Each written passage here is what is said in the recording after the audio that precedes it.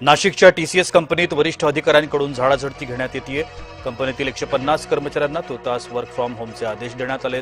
कर्मचाऱ्यांच्या जबाबात गंभीर तक्रारी आल्याची सूत्रांची माहिती।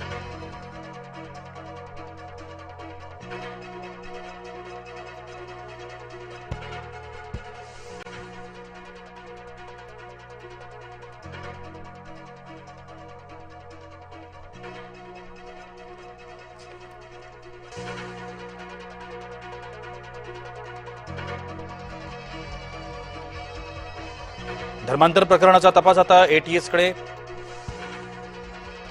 नाशिक शहरामध्ये एटीएसचं पथक पोहोचलं। केंद्रीय तपास यंत्रणांकडून गंभीर दखल।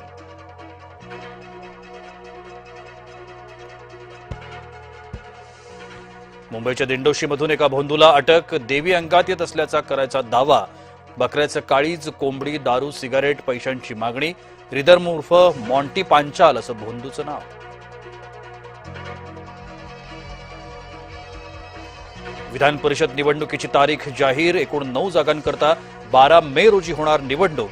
परिषदेच्या 9 सदस्यांचा कार्यकाळ 13 मे रोला संपणार।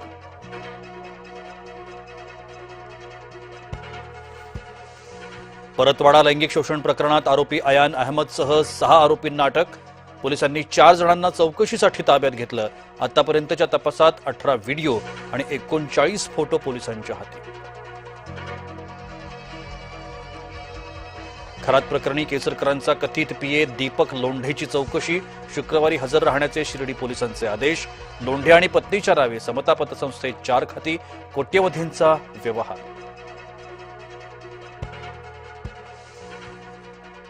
जस्टिस फॉर अजितदादा संवाद यात्रा काढणार। यात्रेतून सरकारवर राष्ट्रवादी करणार प्रश्नांचा भडीमार। अमोल मिटकरींची माहिती।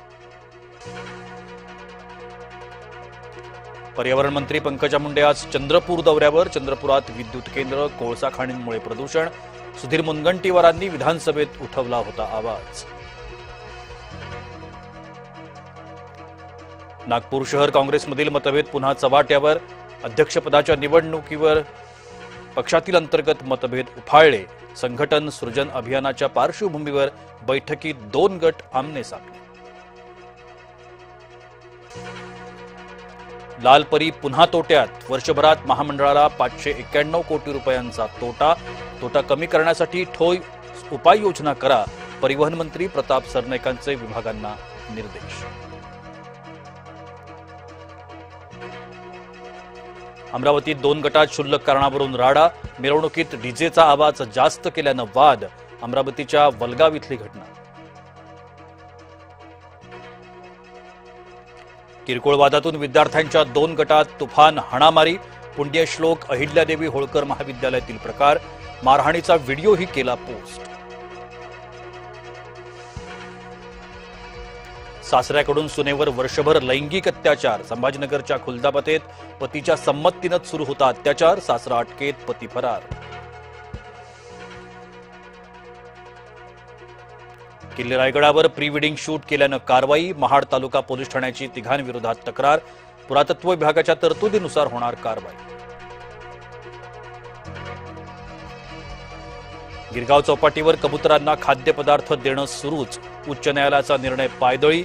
विशिष्ट समाजाच्या लोकांकडून निर्णयाचा अवमान। बोगस बियाणं विक्री प्रकरणी कठोर कारवाई होणार। 5 वर्षांपर्यंत कारावास आणि 4 लाखांपर्यंत दंड होणार।